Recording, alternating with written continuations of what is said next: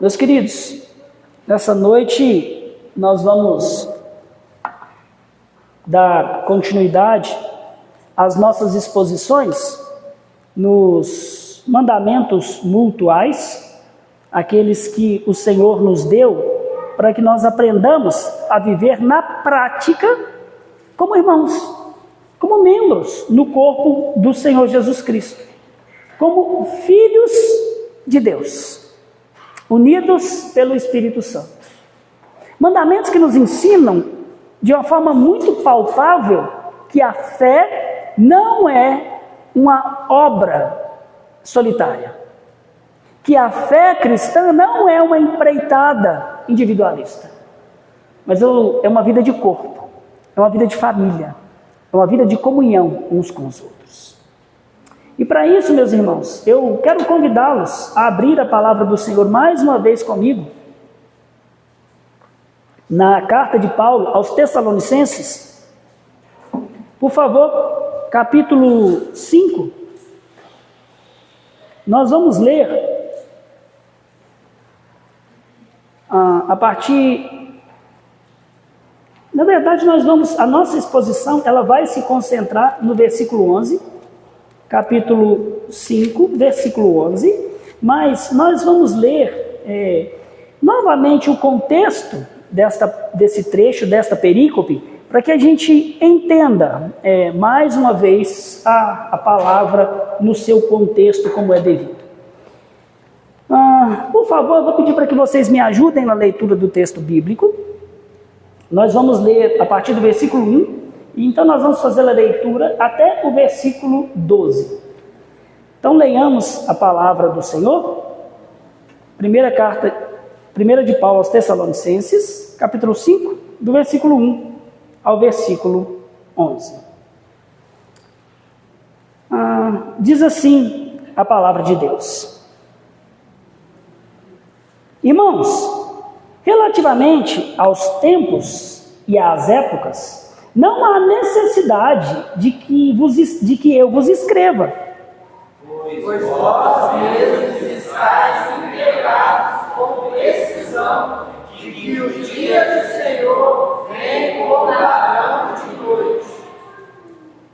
Quando andarem dizendo paz e segurança, eis que lhes sobrevirá repentina destruição, como vêm as dores de parto, a que está para dar à luz, e de nenhum modo escaparão. Mas vós, irmãos, não estáis entregues para que esse dia como ladrão vos apanhe de surpresa.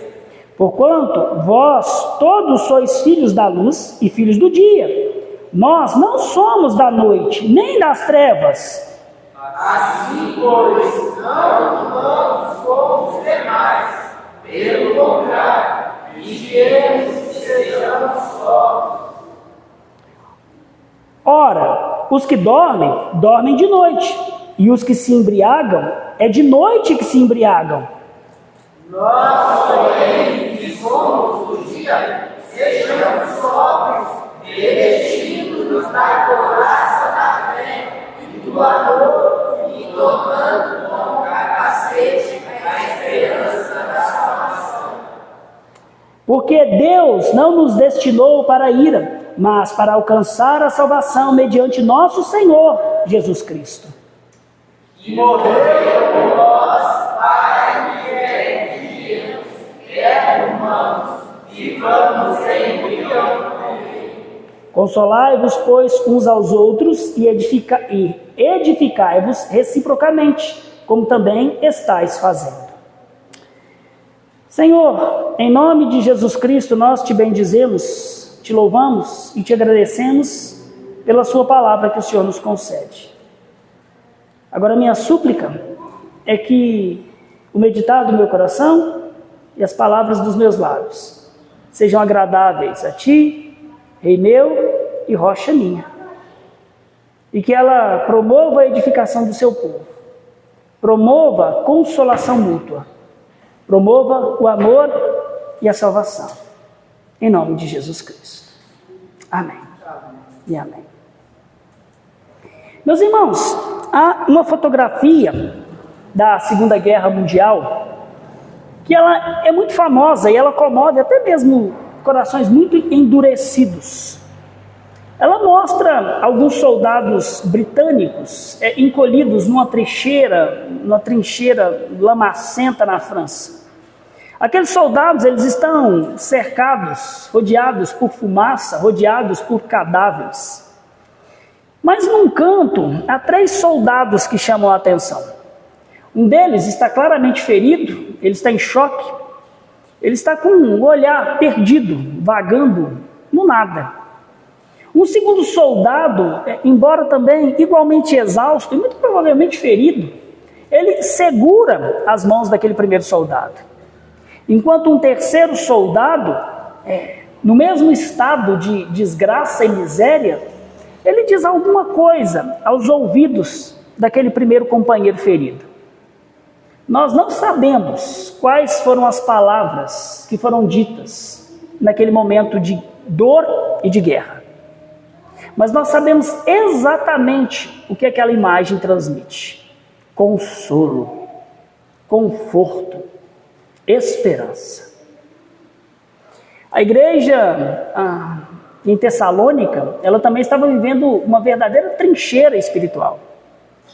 Aqueles cristãos estavam sendo perseguidos pelos judeus, mal vistos pelos gentios, privados da presença dos apóstolos, estavam confusos com a morte de alguns irmãos, entristecidos com a demora na volta do Senhor Jesus Cristo. Então, lutando para permanecerem firmes na fé, eles precisavam de um tipo de consolo que não fosse humano, mas um consolo sobrenatural que nascesse da certeza da salvação e da esperança do retorno do Senhor Jesus Cristo e das ricas recompensas que estão reservadas para todos aqueles que permanecerem firmes na sua fé até o dia de Cristo. Eles sabiam dessas coisas, mas eles precisavam aprender a tirar essas doutrinas do papel, da letra, e transformá-las em conforto prático para a vida uns dos outros naquele momento. E é daí que surge o mandamento mutual de Paulo em Tessalonicenses, capítulo 5, versículo 11. Consolai, pois, uns aos outros. Meus queridos, no sermão passado nós exploramos o mandamento de Paulo em 1 Tessalonicenses 5,11, edificai-vos reciprocamente. Nós vimos que a edificação mútua, ela se estabelece sobre 4 pilares. Essa edificação, ela é cristocêntrica, ela é espiritual, ela é comunitária e ela é ativa. E ela visa nos conformar à imagem de Cristo pela instrumentalidade uns dos outros. Hoje nós vamos voltar ao mesmo versículo para aprofundar no mandamento, em um mandamento que precede, que completa o mandamento da edificação mútua. Meus queridos, enquanto a edificação ela foca em conformarmos uns com os outros com a imagem de Cristo e desenvolver a nossa estatura espiritual, a consolação, ela se preocupa com o cuidado, com o encorajamento, com o suporte em meio às dificuldades, para nós preservarmos e perseverarmos na fé até que o Senhor Jesus Cristo nos chame ou que Ele volte para estabelecer definitivamente o seu reino. Ambos os mandamentos deste versículo são essenciais para que uma comunidade de fé ela seja saudável, especialmente em um contexto de tribulação, como aquele que vivia os Tessalonicenses, para quem Paulo escreveu. Então, meus irmãos, a minha esperança essa noite é demonstrar que, porque Deus nos resgatou da ira e nos destinou para a vida eterna em Cristo, nós devemos nos consolar uns aos outros com a esperança da vida eterna e com o retorno do Senhor Jesus Cristo. Porque Deus nos resgatou da ira e nos destinou em Cristo para a vida eterna. Nós devemos nos consolar uns aos outros com a esperança da vida eterna e com a certeza do retorno do Senhor Jesus Cristo. O tema da nossa exposição essa noite é justamente o nome do mandamento mutual, consolai-vos uns aos outros. E nós vamos refletir sobre este mandamento em 3 pontos. Primeiro, nós vamos ver que o consolo mútuo, ele nasce da certeza da salvação. Depois nós vamos ver que o mandamento mútuo, ele consola as nossas aflições presentes no meio da comunidade da fé. E por fim, nós vamos aprender que o mandamento mútuo de consolação deve ser praticado e não apenas teorizado. Então, no nosso primeiro ponto, o consolo mútuo nasce da certeza da salvação. Meus irmãos, o mandamento de Paulo em 1 Tessalonicenses 5,11 para nós, consolai-vos, pois, uns aos outros, é apenas a aplicação prática de algumas verdades que já nos foram expostas por ele nos versículos 9 e 10. Voltem os olhos para mim, para a palavra de Deus, para estes versículos. Versículo 9 e 10 diz o seguinte: porque Deus não nos destinou para a ira, mas para alcançar a salvação mediante o nosso Senhor Jesus Cristo, que morreu por nós para quê? Quer vigiemos, ou seja, quer vivamos, quer durmamos, isto é, quer morramos, vivamos em união com Ele. E para a gente compreender com profundidade o que esse consolo quer dizer, nós precisamos voltar os nossos olhos para entendermos o significado do verbo consolar usado por Paulo. O verbo usado por ele é o verbo parakaleo, que significa literalmente consolar. Ou, na verdade, o significado mais profundo é trazer para perto, chamar para o lado. E a ideia de consolar, meus irmãos, engloba tudo aquilo que Cristo faz por nós por meio da sua palavra. Engloba a ideia, sim, de encorajar, mas também de exortar, de admoestar, de confrontar, de confortar com a verdade da palavra de Deus. Essa é a ideia completa de consolar. É uma ação de quem se aproxima de outros para oferecer suporte. E suporte orientado pela palavra de Deus, especialmente em tempos difíceis da vida uns dos outros.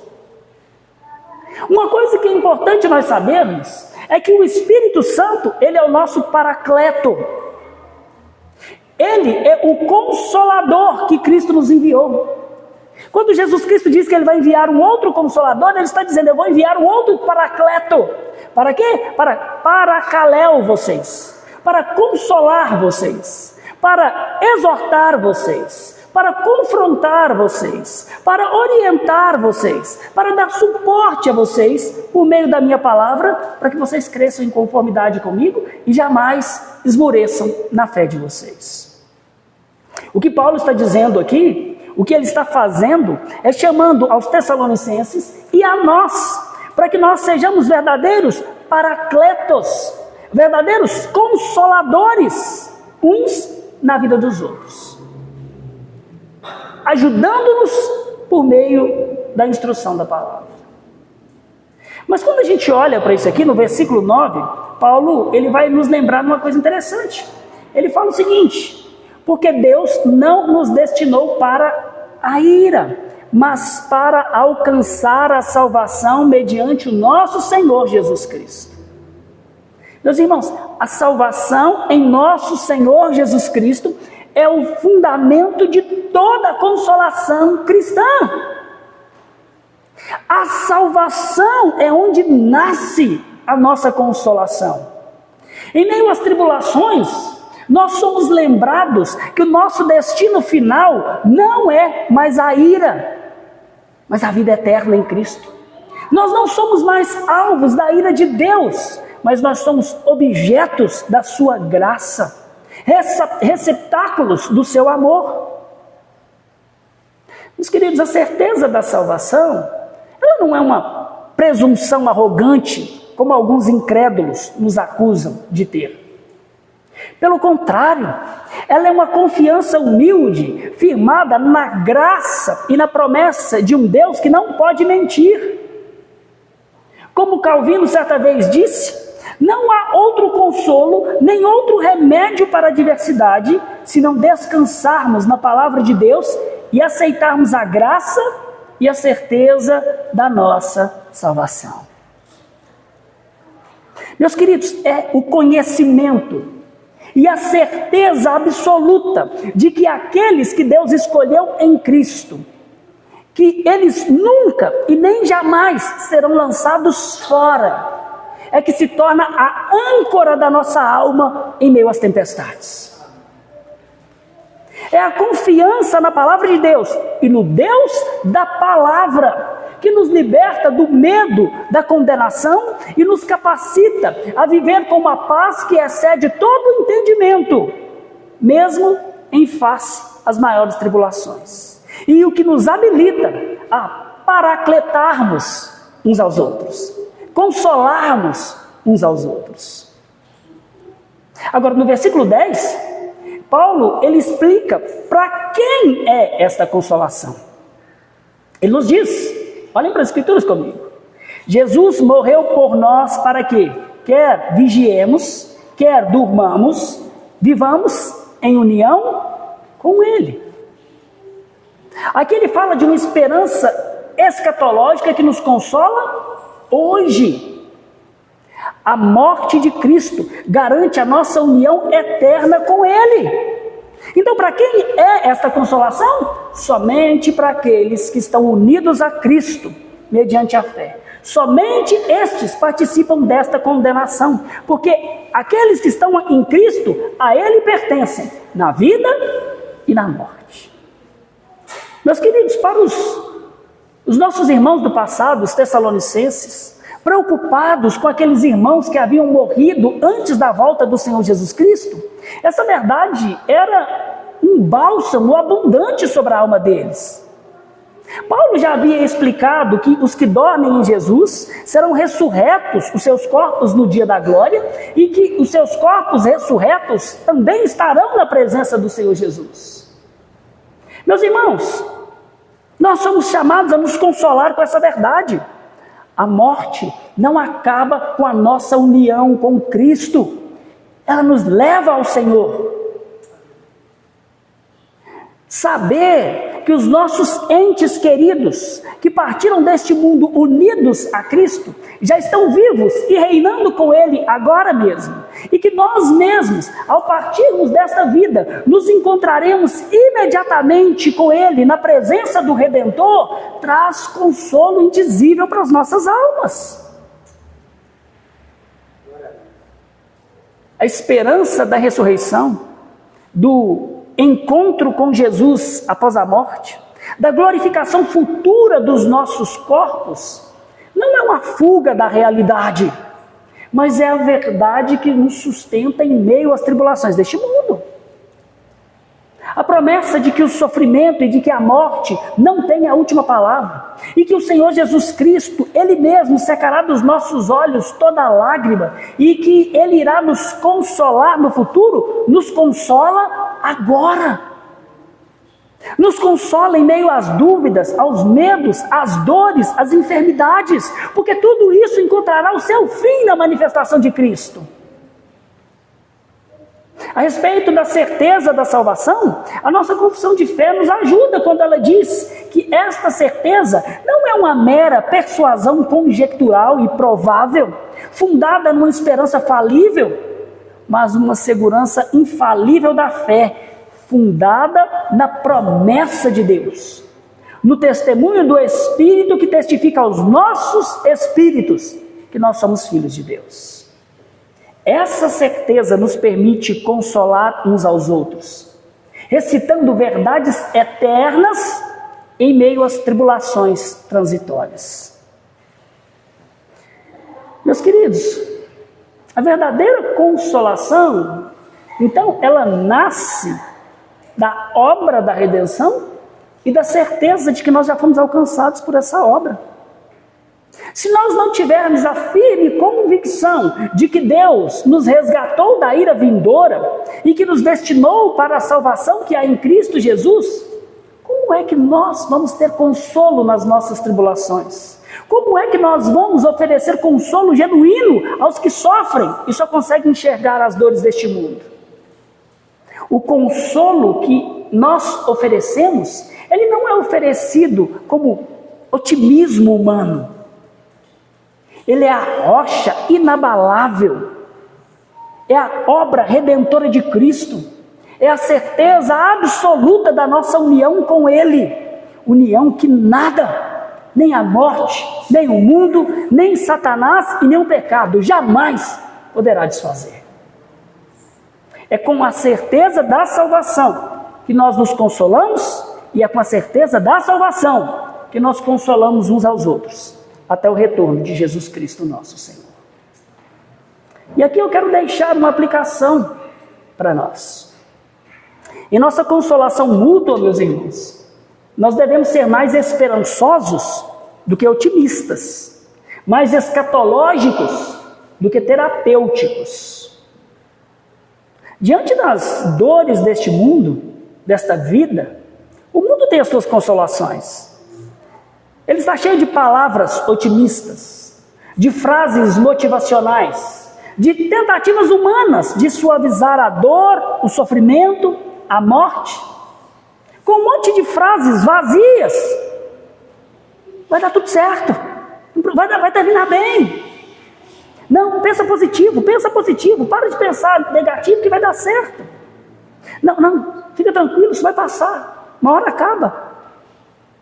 Mas o consolo cristão, ele não nasce da psicologia popular, ele não nasce do pensamento positivo, ele nasce de um túmulo vazio e da certeza da glória vindoura que está reservada para os santos. O otimismo, ele tenta convencer de que o presente vai melhorar, mas a consolação cristã lembra que o nosso futuro já está garantido, ainda que no presente nós venhamos a morrer. O consolo que nós oferecemos, ele vai muito além de vai passar. Ele afirma, Cristo já venceu e a vitória dele é sua. Você já está unido a Ele. Mesmo que você morra, você viverá.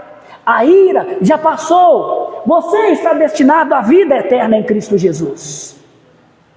Ser escatológico na nossa consolação é consolar à luz da eternidade no tempo presente, à vista.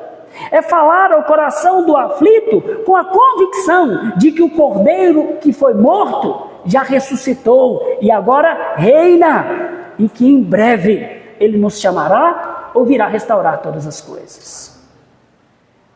Meus irmãos, na nossa consolação não basta a gente oferecer às pessoas alívio momentâneo. É preciso lembrar que a vida, ela não termina na dor, ela não termina no caixão, ela não termina com as injustiças presentes. A vida cristã termina na glória, termina na ressurreição, termina na presença do nosso Senhor, onde os santos receberão honra, louvor e glória pela sua perseverança neste mundo. Existe consolação maior do que essa? Não há. Portanto, quando você for consolar um irmão, não tenha vergonha de abrir a sua Bíblia e de falar a respeito da morte, de falar da ressurreição, de falar da eternidade. Quando você for consolar um descrente, não tenha vergonha de falar da cruz de Cristo, da sua morte pelos nossos pecados, da sua vitória na ressurreição, do juízo para aqueles que o desprezarem, mas da nova criação e da felicidade eterna que há para aqueles que nele confiarem. Isso não é frieza teológica, pelo contrário, é céu ou é bálsamo do céu aplicado a corações feridos aqui na terra. Meus queridos, se nós quisermos consolar de verdade, nós precisamos fazer o que Paulo fez: fincar o nosso consolo, o consolo da alma, no Cristo que morreu para nos livrar da ira vindoura, e o Cristo que voltará para nos buscar. A nossa consolação precisa nascer da redenção que há em Cristo Jesus.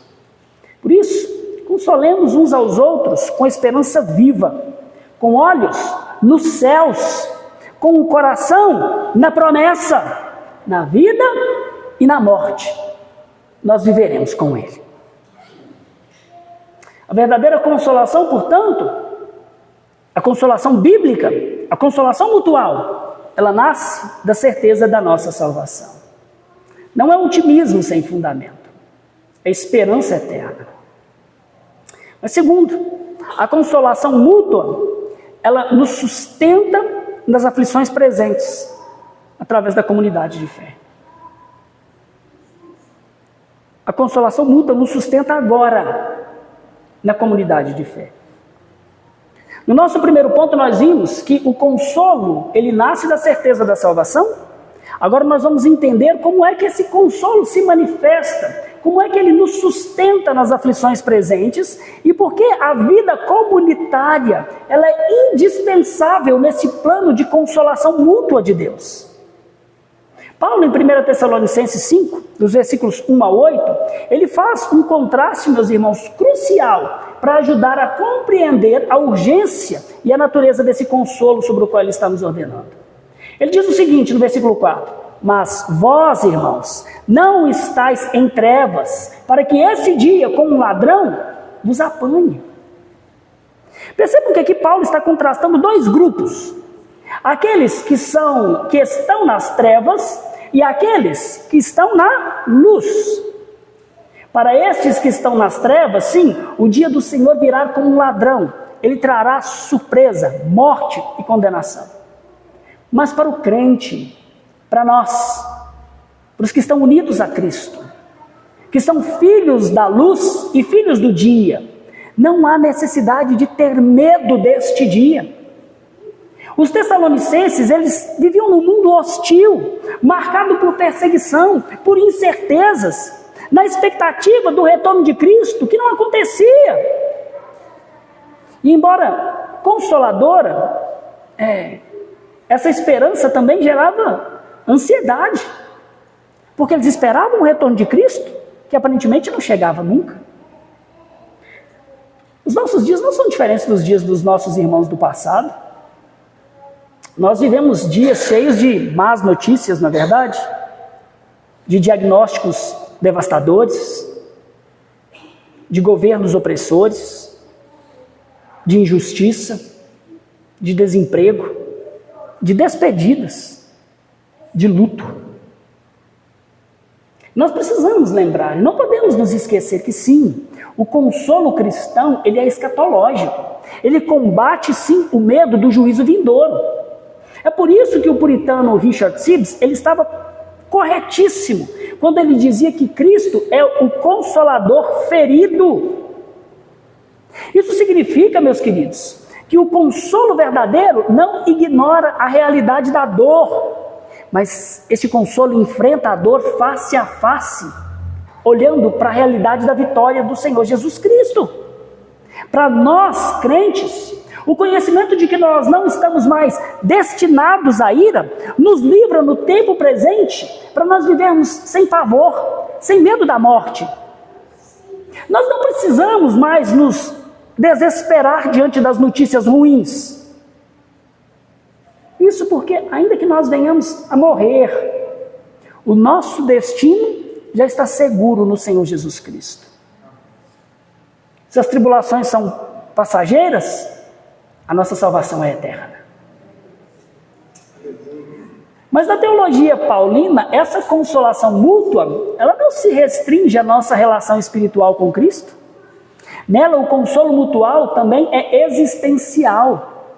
Esse consolo, ele precisa aliviar o desânimo e a angústia agora. E isso acontece através da comunidade, da comunhão, na unidade. É por isso que nós estamos pregando essa série, para que o Espírito tome a palavra dele mesmo para destruir a crise de unidade e de comunhão na igreja do Senhor Jesus Cristo. A igreja local é o locus da consolação mútua. Essa consolação mútua presente que combate os temores, o desânimo, meus irmãos, ela só pode acontecer plenamente no contexto da igreja local. A igreja, no plano de Deus, não é um mero clube onde membros vivem isolados, se ignorando uns aos outros, mas é um corpo vivo, onde a comunhão é real, onde o Espírito Santo nos une.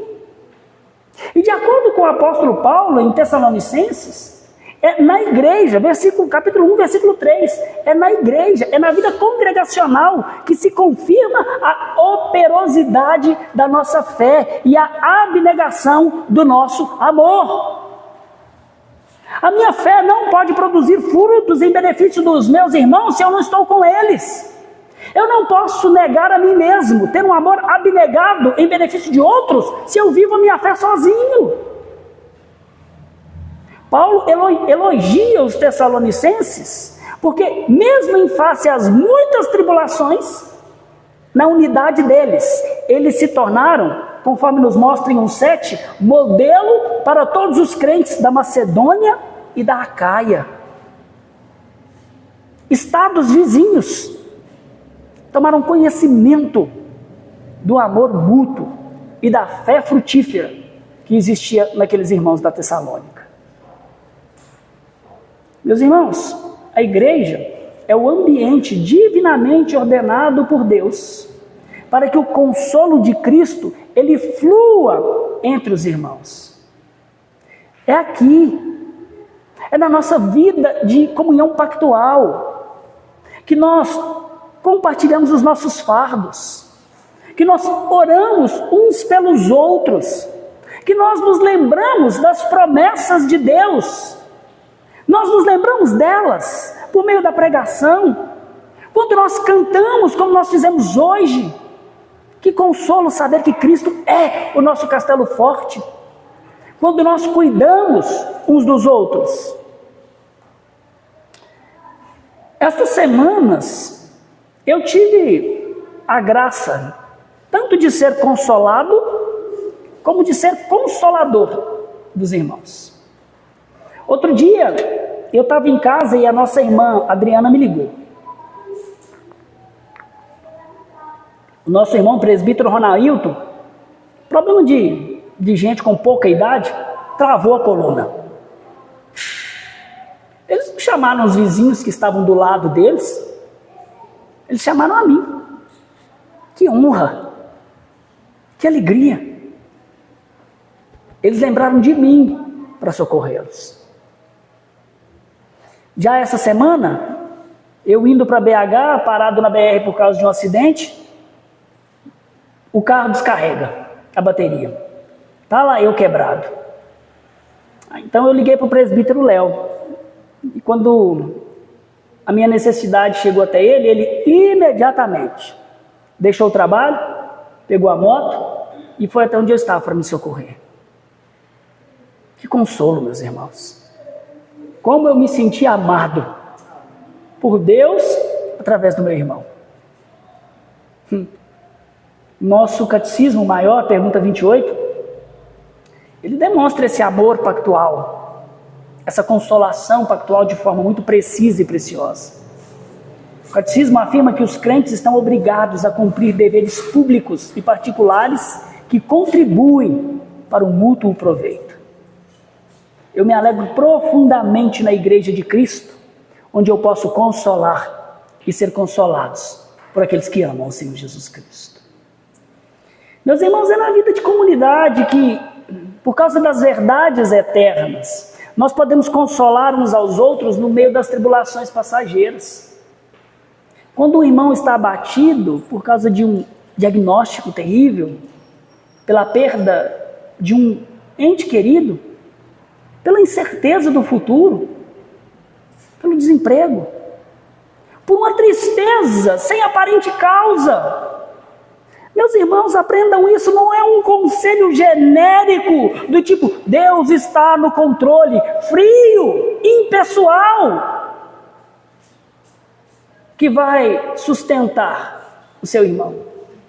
Mas é a voz e as mãos de Cristo agindo através de você, através de cada um de nós, que vai gerar verdadeira consolação uns aos outros. É o abraço fraterno, é a oração pessoal, é o conselho bíblico que lembra da promessa de Deus, é a certeza de que nós não estamos sozinhos nas nossas lutas. cercados por uma família que nos ama, que caminha conosco, que aponta sempre para Cristo. Essa é a fonte do nosso consolo mútuo. Lembrem-se, porque Deus nos resgatou da ira e nos destinou em Cristo para a vida eterna. Nós devemos consolar uns aos outros com a esperança desta vida e com a certeza da volta do Senhor Jesus Cristo. E a aplicação para nós, para a minha vida, para a sua vida é essa: seja igreja, não de palavras, mas de fato.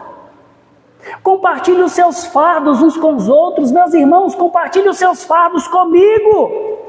Me deixe ajudá-los a levá-los. E se disponham a conhecer os fardos uns dos outros, a carregar os meus fardos comigo. O consolo mútuo, ele só pode acontecer onde existe vida mútua. Mas infelizmente, muitos crentes hoje vivem como se a fé fosse um projeto particular, onde a comunhão pessoal, ela se limita, ou a comunhão não é pessoal, ela se limita a nós nos encontrarmos nos nossos eventos públicos. Não há intimidade. A comunhão uns com os outros, essa pessoal e íntima, é vista como um acessório e não como um meio de graça ordenado pelo Senhor para a nossa vida. Quantas vezes nós tomamos conhecimento das dores de um irmão somente depois que ele já caiu exausto? Quantas vezes alguém afunda em ansiedade, em tentação, em desânimo, sem que ninguém perceba? E não é porque ninguém se importa, não, mas é porque aquela pessoa se recusou a abrir o seu coração aflito. Essa não é uma atitude piedosa, é um orgulho disfarçado de espiritualidade, é independência mascarada de fé, é desobediência direta ao plano de Deus de nós nos consolarmos uns aos outros na nossa vida comunitária. A igreja, meus queridos, ela não é um auditório de espectadores da fé alheia, ela é um hospital de pecadores salvos, um corpo onde cada membro é responsável pelo outro. Como Paulo nos lembra em Gálatas 6:2, no texto que nós lemos na nossa liturgia. A igreja é um lugar onde nós levamos as cargas uns dos outros e assim nós cumprimos a lei de Cristo. Agora, como é que nós poderemos fazer isso se ninguém admite que está sangrando, que está carregando um fardo pesado? Seja honesto. Você tem se permitido ser consolado? Ou tem mantido a aparência de forte quando a alma está sangrando? Você tem se colocado disponível para consolar os outros? Ou está sempre esperando que o pastor e os presbíteros façam isso por você? A igreja, meus irmãos, é o lugar onde as mãos de Cristo tocam o cansado, as palavras do Senhor confortam o abatido, onde os ombros de Cristo sustentam as pernas fracas. E estes membros de Cristo somos nós. Você não foi salvo para andar sozinho neste mundo. Você foi unido a um corpo. E este corpo foi chamado para se consolar mutuamente com as verdades eternas em meio às tribulações temporais. Por isso, se é o seu caso, confesse o seu desânimo antes que ele se torne incredulidade. Divida a sua carga antes que você seja esmagado debaixo dela. Bata a porta de um irmão antes que você se veja preso no quarto da solidão. Por outro lado, esteja atento ao silêncio dos irmãos. Vá atrás daquele que você tem sentido falta dele. Vá além do "tudo bem com você?" Antes pergunte: "Meu irmão, como está o seu coração?" E então ouça com real interesse o que está sendo dito. Seja igreja. Consolar uns aos outros exige de nós compartilharmos os nossos fardos e estarmos dispostos a carregar os fardos dos outros. Isso é ser igreja. Isso é ser irmão. Isso é consolo cristão. Isso é comunidade. Isso é o corpo de Cristo, vivendo a plenitude da unidade da fé. Se a consolação mútua brota da certeza da salvação e ela se sustenta na vida comunitária, como é que ela se torna prática na nossa vida? Esse é o nosso terceiro ponto. Praticando a consolação mútua. A consolação mútua nasce da certeza da salvação. A consolação mútua nos sustenta nas tribulações presentes na comunidade da fé. E agora nós vamos aprender a praticar a consolação mútua. Consolação bíblica não é a teorização da fé. Antes, é uma prática que deve refletir o coração de Cristo e o propósito de Deus para a igreja. Agora, como é que nós podemos praticá-la obedecendo o mandamento de Paulo para as nossas vidas? Consolai-vos, pois, uns aos outros. É o próprio apóstolo Paulo que nos ajuda a encontrar a resposta em Tessalonicenses e em suas outras cartas. Primeiro ele diz que nós consolamos mutuamente uns aos outros com a verdade da palavra de Deus. Meus queridos, como nós temos percebido, o fundamento de toda consolação cristã é a palavra de Deus. Não a psicologia secular, não as palavras de autoestima, mas a Bíblia é inspirada por Deus e útil para o ensino, para a repreensão, para a correção e para a educação na justiça, a fim de que todo homem de Deus seja perfeito e perfeitamente habilitado para toda boa obra. Em tempos de tristeza, nós não oferecemos às pessoas as nossas opiniões, nós oferecemos a verdade eterna que liberta, que sustenta. Compartilhar as promessas de Deus, a sua presença, a sua fidelidade, a sua providência, é o que traz luz em meio à escuridão da nossa vida. João Calvino certa vez escreveu que a fé e o consolo cristão não podem ser concebidos sem a palavra de Deus e nem existir sem ela. É a palavra que nos aponta a salvação, que nos mostra a soberania de Cristo sobre o sofrimento e nos traz a certeza de que nada poderá nos separar do amor de Deus que está em Cristo Jesus.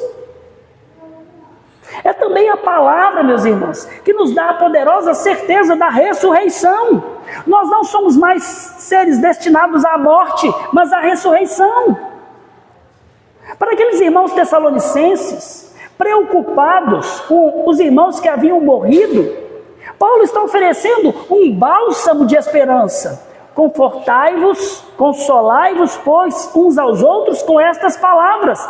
Que palavras? Os que partiram em Cristo estão com Ele e ressuscitarão seus corpos no dia da sua manifestação.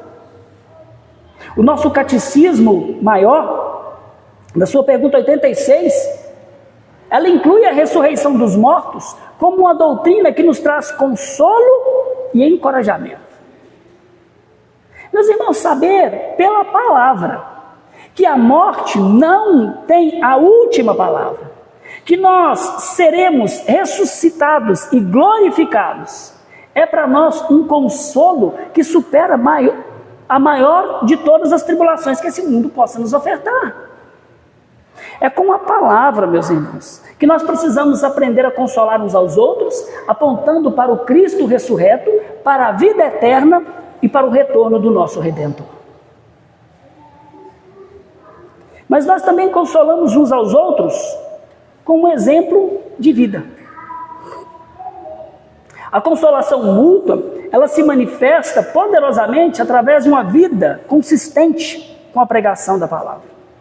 Paulo vai elogiar os tessalonicenses porque eles se tornaram modelo para todos os crentes da Macedônia e da Acaia.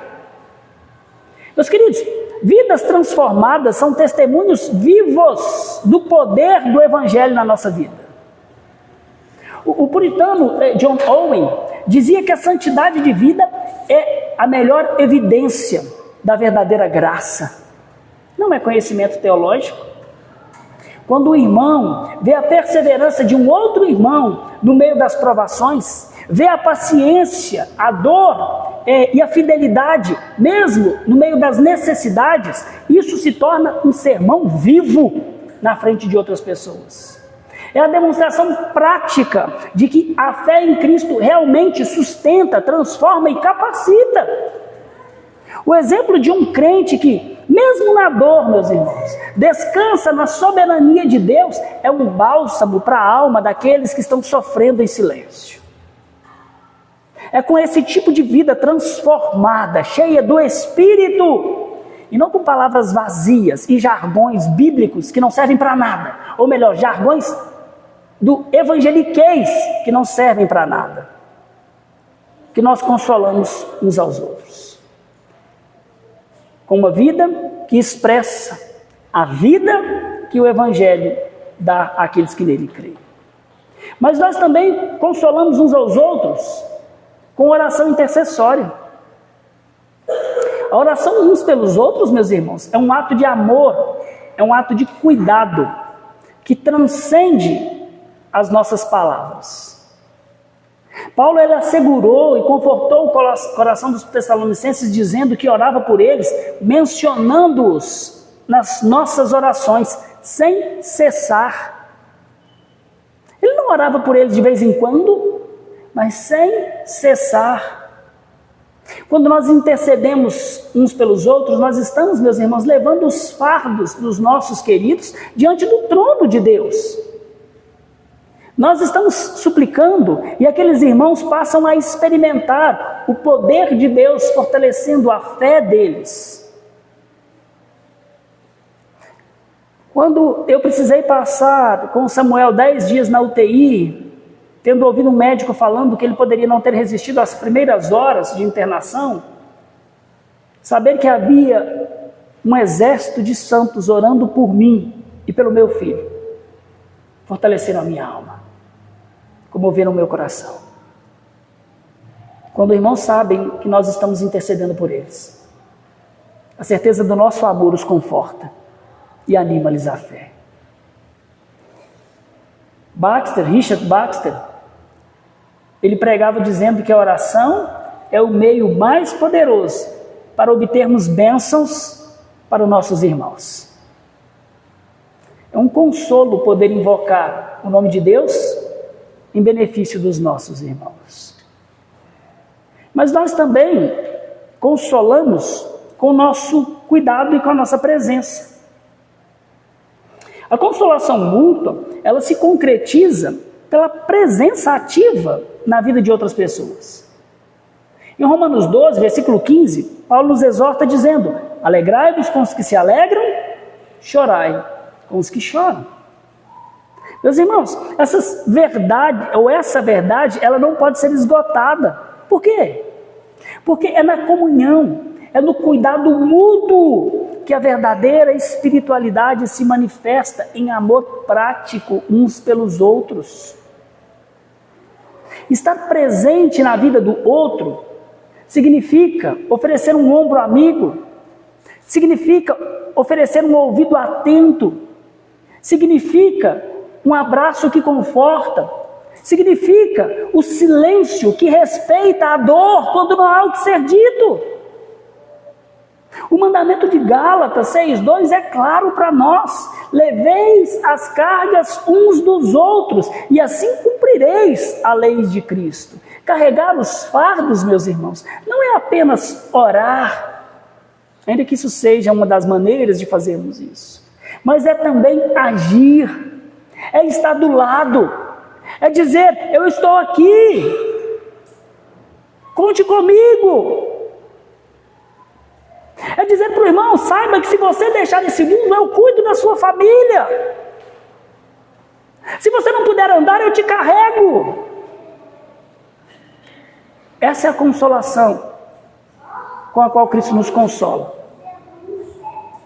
A igreja, meus irmãos, ela é uma comunidade de santos, onde a vida de Cristo deve fluir através dos membros, resultando em frutos de amor, de serviço, de cuidado.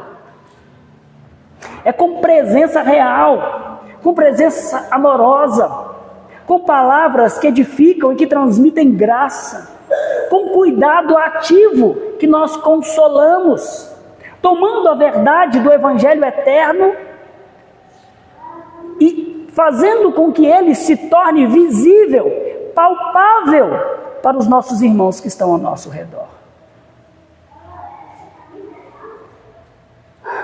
Aquela fotografia dos soldados na trincheira, daqueles 3 soldados feridos que se uniram para sustentar um ao outro em meio ao inferno da guerra, é algo que nos traz consolo, esperança.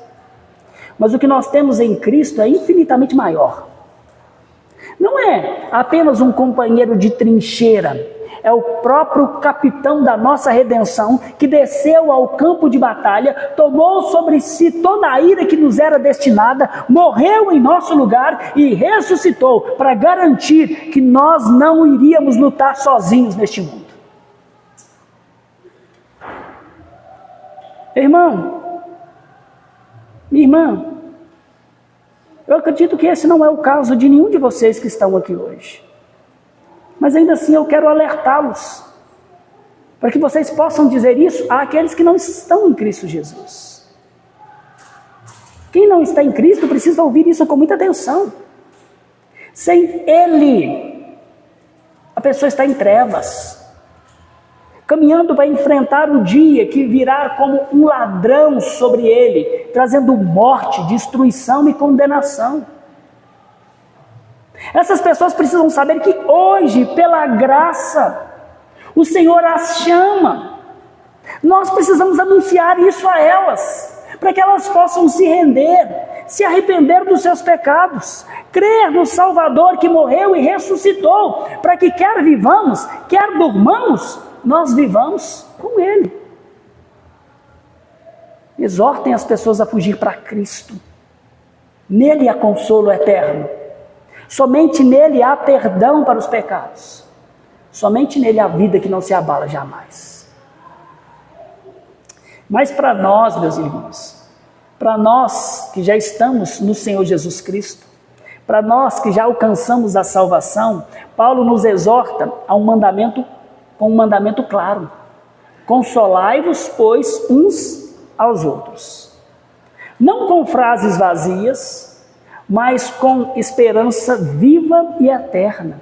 Não como espectadores da fé, mas como soldados, ombro a ombro. Não apenas para aliviar as feridas presentes, mas como aqueles que apontam para o céu, para o Cristo ferido e ressurreto.